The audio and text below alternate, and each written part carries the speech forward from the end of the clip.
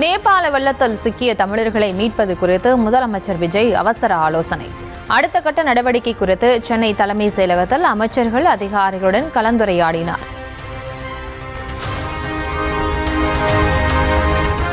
நேபாள வெள்ள மீட்பு பணிகளுக்காக 4 அமைச்சர்கள் கொண்ட ஒருங்கிணைப்பு குழுவை அமைத்தார் முதலமைச்சர் விஜய். அமைச்சர்கள் ஆதவ் அர்ஜுனா, ராஜ்மோகன், வினோத், தென்னரசு ஆகியோர் டெல்லி செல்ல உத்தரவு.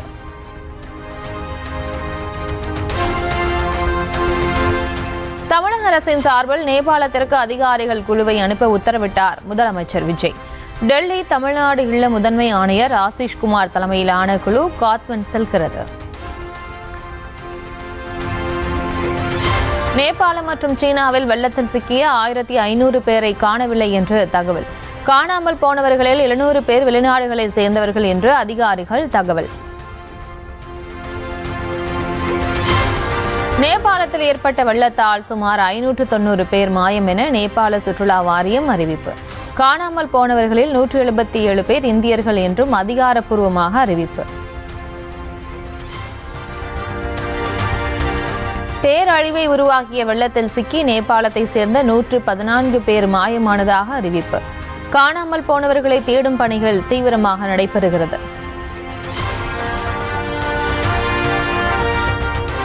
வெள்ளத்தில் சிக்கி இந்தியர்கள் 300 பேர் மாயமானதாக நேபாள வெளியுறவு அமைச்சர் சிசிர் கானல் அறிவிப்பு. மாயமானவர்களை தேடும் பணிகள் தீவிரமாக நடைபெறுவதாக தகவல்.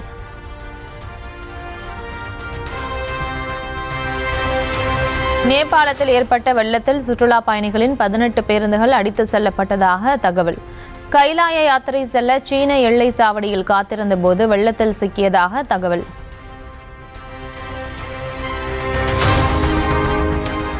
நேபாள நாட்டிற்கு உடனடியாக 35 டன் நிவாரணப் பொருட்களை அனுப்பி வைத்தது இந்திய அரசு. போர் விமானங்கள் மூலமாக தொடர்ந்து நிவாரணப் பொருட்களை அனுப்பி வருவதாகவும் இந்திய அரசு தகவல்.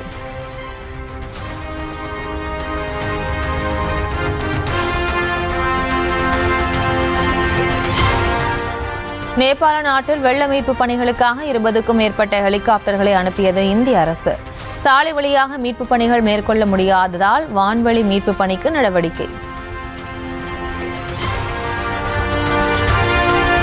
நேபாளத்தில் ஏற்பட்ட வெள்ளத்தில் தமிழர்கள் 103 பேர் சிக்கியுள்ளதாக அமைச்சர் ராஜ்மோகன் அறிவிப்பு. தமிழர்கள் 34 பேரின் விவரங்களை பெறுவதில் சிக்கல் உள்ளதாகவும் தகவல்.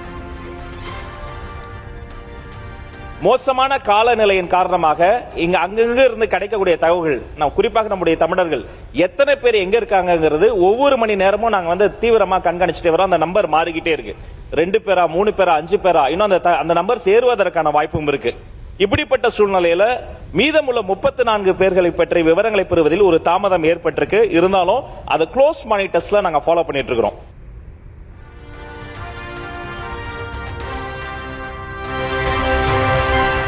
நேபாள வெள்ளத்தில் சிக்கி தமிழர்களை மீட்க குழு அமைக்க வேண்டும் என எதிர்க்கட்சியினர் வலியுறுத்தல். வெள்ள பாதிப்பு குறித்த கவன ஈர்ப்பு தீர்மானத்தில் உதயநிதி, எடப்பாடி பழனிசாமி உள்ளிட்டோர் பங்கேற்பு.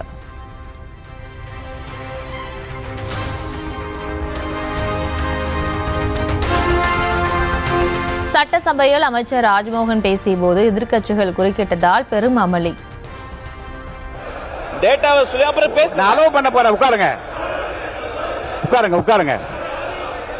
உட்காருங்க, நான் சொல்றேன். உட்காருங்க உட்காருங்க உட்காருங்க உட்காருங்க உட்காருங்க உட்காருங்க உட்காருங்க.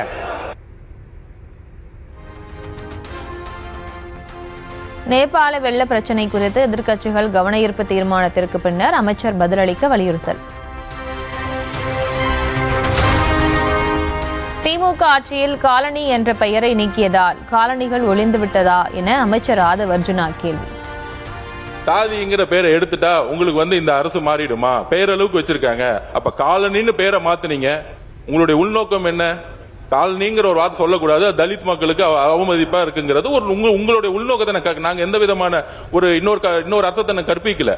ஆனால் அந்த காலனின்னு பேர் மாத்தினால தலித் சகோதரர் இருக்கக்கூடிய ஏன் சென்னையிலே 40% ஸ்லம்ஸ் தான் இருக்கு.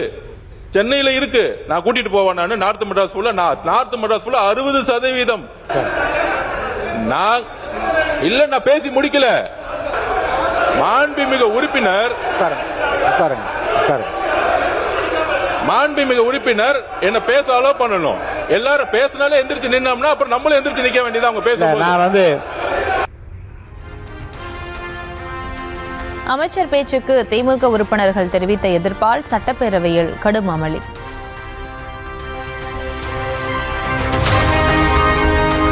சட்டப்பேரவையில் அமைச்சர் வன்னியரசு பேச்சிற்கு திமுகவினர் கடும் எதிர்ப்பு. நான் இந்த அவையிலே கேட்க வேண்டிய கேள்வி என்பது, நீங்கள் இதை நிறுத்துவது என்பது கோட்பாட்டு அடிப்படையில் பேசுகிறீர்களா அல்லது பச்சாதாபத்தின் அடிப்படையில பரிதாபத்தின் அடிப்படையில் இதை சொல்கிறீர்களா? நான் சொல்றேன். தயவு செய்து இருங்க பேசுறேன். அமைதியா பாருங்க. எல்லாருக்கும் உட்காருங்க. மான் உறுப்பினர் சி.வி. சண்முகம் உட்காருங்க. இதுதான் நீங்க தலித்துகளை நீங்கள் இல்ல தலித்துகளை பேச விடாமல் இதுதான் நீங்க செய்யற காரியமா? நான் கேட்கிறேன். நான் முழுமையாக பேசுவதற்கு எங்களுக்கு அனுமதி கொடுங்கள். நான் சொல்லிடுறேன். அதுல நீங்க திருத்தம் பண்ணுங்க. நான் சொல்றேன். தயவு செய்து சொல்றேன். தாழ்த்தப்பட்டோருக்கு திமுக ஆட்சியில் செய்த திட்டங்களை பட்டியலிட்டார் உதயநிதி.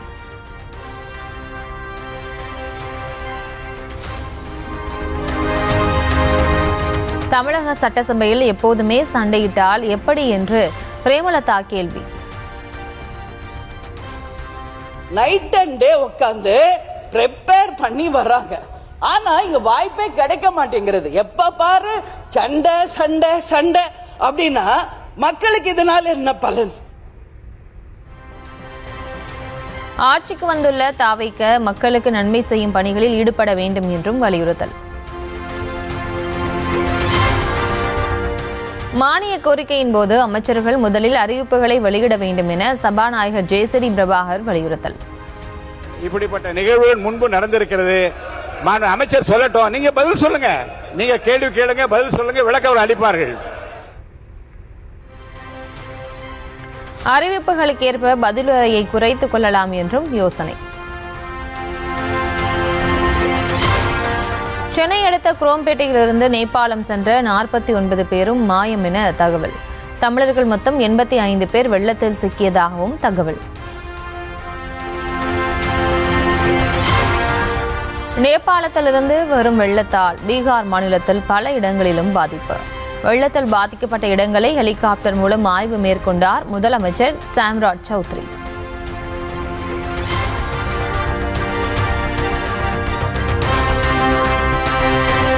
நேபாளத்திற்கு ராணுவ விமானங்கள் மூலம் தொடர்ந்து நிவாரணப் பொருட்களை அனுப்புகிறது இந்திய அரசு.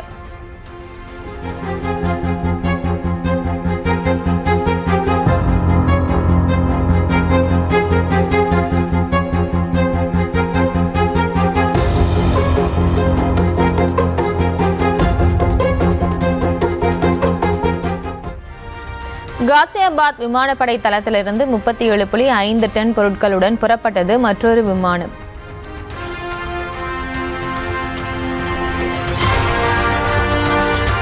நேபாள வெள்ளத்தில் குரோம்பேட்டையிலிருந்து சென்ற 7 பேரும் சிக்கியதாக தகவல்.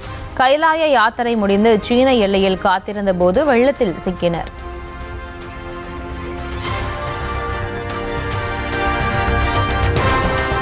நேபாளத்திற்கு பயணிகளை அழைத்து சென்ற கும்பகோணம் சுற்றுலா நிறுவனத்தில் திரண்ட உறவினர்கள்.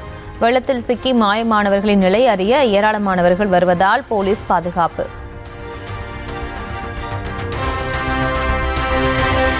நேபாள வெள்ளத்தில் சிக்கிய தமிழர்களை எண்ணி உறவினர்கள் கண்ணீர்.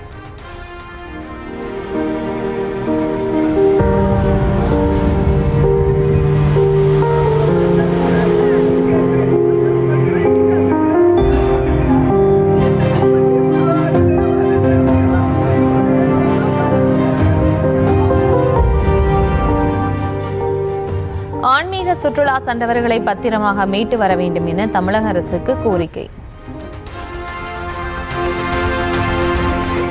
ஈஷா யோகா மையத்திலிருந்து கைலாய யாத்திரை சென்ற வெளிநாட்டினர் அடங்கிய 80 பேர் குழு மொத்தமும் மாயம்.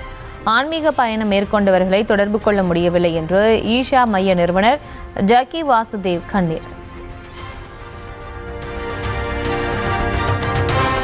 நேபாள பெருவெள்ளத்திற்கு பனியாற்றில் பெருவெடிப்பே காரணம் ஆக இருக்கலாம் என்று நிபுணர்கள் கணிப்பு. பனியாற்றின் கீழ்ப்பகுதி உடைந்து நூற்றுக்கணக்கான மீட்டர் கீழே உள்ள பள்ளத்தாக்கில் விழுந்ததே விபரீதத்திற்கு காரணம் என தகவல்.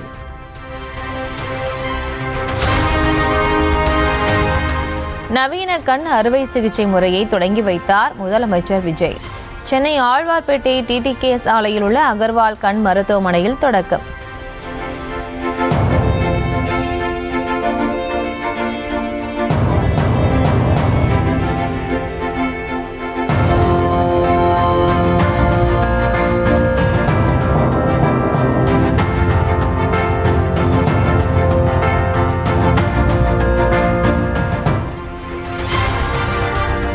தாவேக ஆட்சி அமைந்த பின்னர் முதல் முறையாக சட்டமன்றத்தில் கேள்வி நேரம்.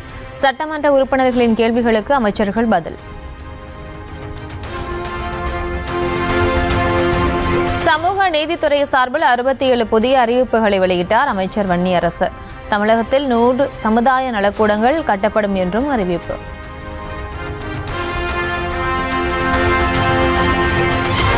பிற்பட்டோர் நலத்துறை சார்பில் 18 புதிய அறிவிப்புகளை வெளியிட்டார் அமைச்சர் சம்பத்குமார்.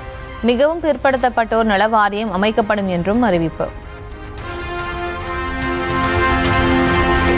தொன்மையான தேவாலயங்கள் தொன்மை மாறாமல் சீரமைக்க 10 கோடி ரூபாய் மானியம். தமிழக சிறுபான்மையினர் நலத்துறை அமைச்சர் ஷாஜகான் அறிவிப்பு. சட்டமன்றத்திற்கு நேரில் வருகை தந்தார் விடுதலை சிறுத்தைகள் கட்சித் தலைவர் திருமாவளவன்.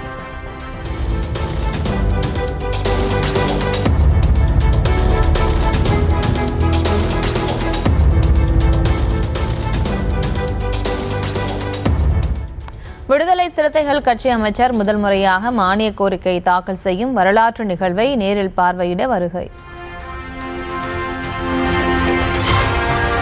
உளுந்தூர்பேட்டை விசிக மாநாட்டில் சதி நடந்ததாக கருதவில்லை. விசிகவினர் புகார் அளித்திருந்த நிலையில் திருமாவளவன் மறுப்பு. மேடையில் புதிதாக தேர்வு செய்யப்பட்டிருக்கிற 234 சட்டமன்ற தொகுதிகளுக்குமான மாவட்ட செயலாளர்களையும் மண்டல பொறுப்பாளர்களையும் மாநில பொறுப்பாளர்களையும் அமர வைக்க வேண்டும் என்பதற்காக 400 இருக்கைகள் போடச் சொன்னது நான் தான். அவர்களோடு கூடுதலாக ஆட்கள் மேடையில் ஏறியதன் விளைவாக ஒரு நெரிசல் வழக்கத்திற்கு மாறாக ஏற்பட்டுவிட்டது. அதை தவிர வேறு எந்த சதியும் அதில் இருப்பதாக நான் கருதவில்லை. இடதுசாரி மாணவர்களின் போராட்டத்தை கண்காணிக்க சுற்றறிக்கை அனுப்பிய விவகாரத்தில் தலைமை செயலாளர் மீது நடவடிக்கை எடுக்க வேண்டும். முதலமைச்சர் விஜய்க்கு மார்க்சிஸ்ட் கம்யூனிஸ்ட் மாநில செயலாளர் பே சண்முகம் கடிதம்.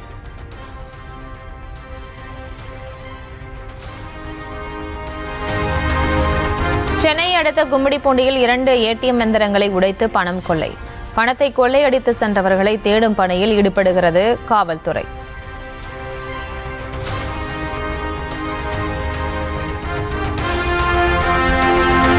மேட்டூர் அணையின் நீர்மட்டம் 90 அடியை நெருங்கியது. அணைக்கான நீர்வரத்து வினாடிக்கு 7454 கனஅடியாக சரிந்தது.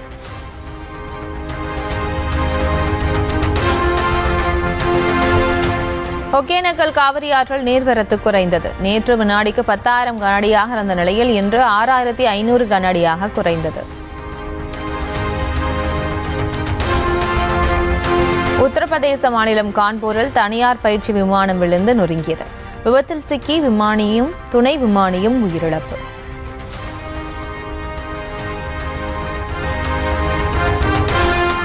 நீதித்துறை, நாசா, ரிசர்வ் ஆகியவற்றில் சீன ஹேக்கர்கள் ஊடுருவியதாக அமெரிக்கா குற்றச்சாட்டு. உலகளாவிய முக்கிய நெட்வொர்க்குகளை குறிவைத்த முயற்சிகளை முறியடித்துள்ளதாகவும் தகவல். மத்தியஸ்த முயற்சிகளை முன்னெடுக்க ஈரானுக்கு கத்தார் பிரதமர் பயணம். அமெரிக்கா ஈரான் இடையே மீண்டும் அமைதியை கொண்டுவர நடவடிக்கை.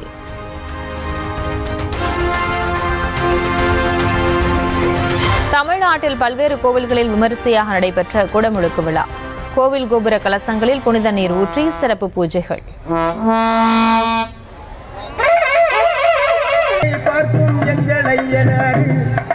அங்கினி பார்வையில் அமர்ந்திருக்கும் ஐயன் ஐயனாரு பேரு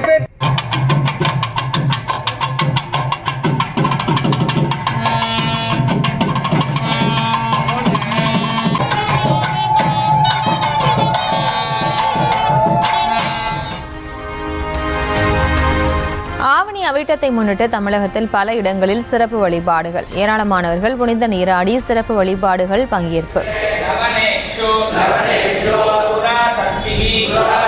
ஜம்பு